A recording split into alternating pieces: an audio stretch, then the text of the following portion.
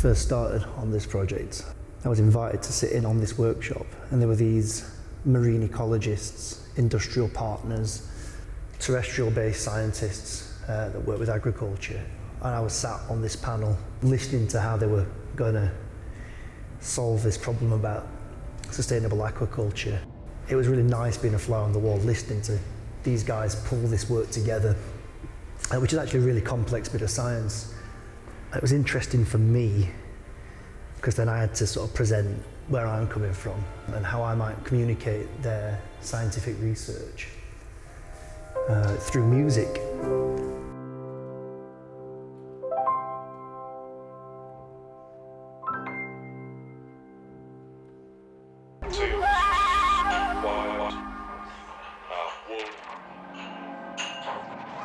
It was the Colin Pillinger Award for public engagement, and that was through the Royal Society. It's to do with this current project, so conceptualising, putting a multimedia composition in around this research about sustainable aquaculture. Much like music works with the moving image, if you're watching a film, like music provides all the subtext, we could do something similar with science and look at maybe some of the more tricky areas with the science and fuse that with some infographic material, some emotional music, evocative music, and present an audience with a chance to self-reflect on their own practices and some of their own decisions.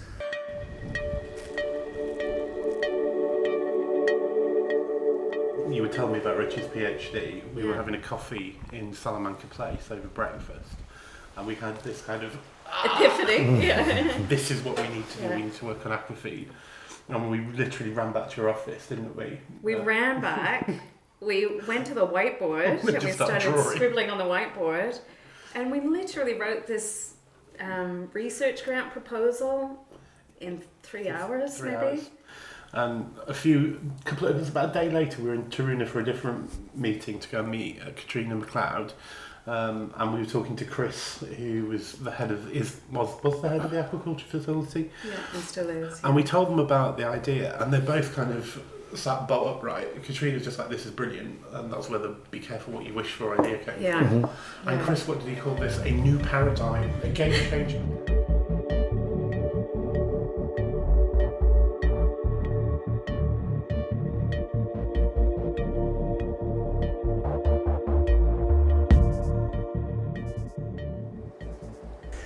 So I took all of this information with me back to the UK, along with some interview transcripts from the people that I was speaking to here, and I started to compile a few different themes from it all, which eventually became track titles,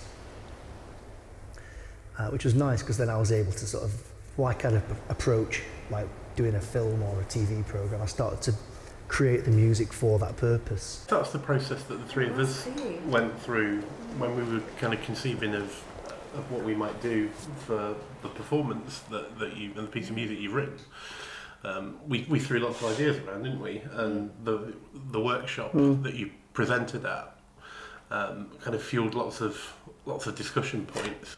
Do you know what, actually, like philosophically then, taking that further, because you've not seen it yet, but there's like a framework for the music, which is stuff that I've already written, which is based on your input, your interviews. So there's like, every song's the set amount of time every time I perform it, because it's all to track that I've produced. But within that, there's loads of space, and most of it's improvised. So what you're going to see is like a load of improvised music, and it's like philosophically, it's like similar to what we're talking about. I'm in this space to like experiment. You'll call it experiment, I call it improvisation. It's the same thing.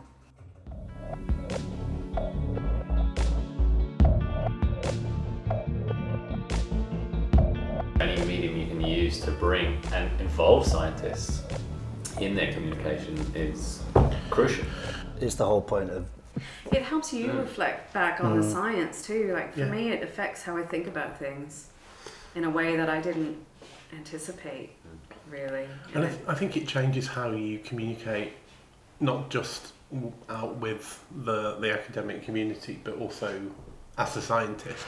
I know from doing the sci-art stuff, if I look at my writing now, published journals aimed at scientists, I'm writing completely differently than I did 3 or 4 years ago, because I've learned some things about narrative story that I didn't know before. I'm going to cite that because, like, when I've been researching the different models of communication, it's always one directional. There's somewhere that it tries to be bi-directional, but it doesn't quite hit the mark. Has been affected in science.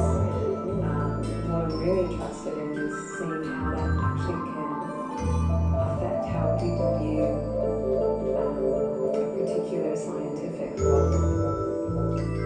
Can we change how people think about aquaculture? And not that we don't want to shape how people's thoughts, but we would like them to understand issues in a way that's really maybe appreciate the complexities of these issues rather than that black and white. This notion of reconnecting scientists with people and trying to reinstill trust in a post-truth era where we've got this mistrust with scientists and certainly with corporations.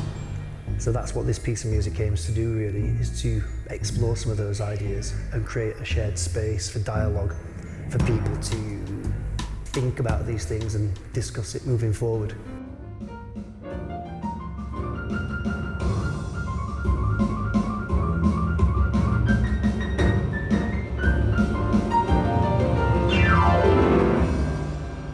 Something about being an artist embedded within the culture of what's happening around you.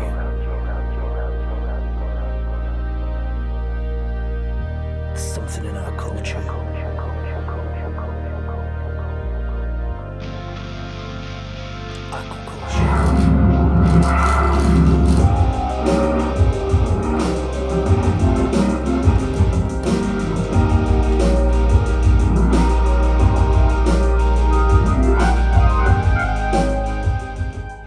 But when we take a systems level approach and we think about the environmental cost of producing those crops, suddenly that clarity disappears.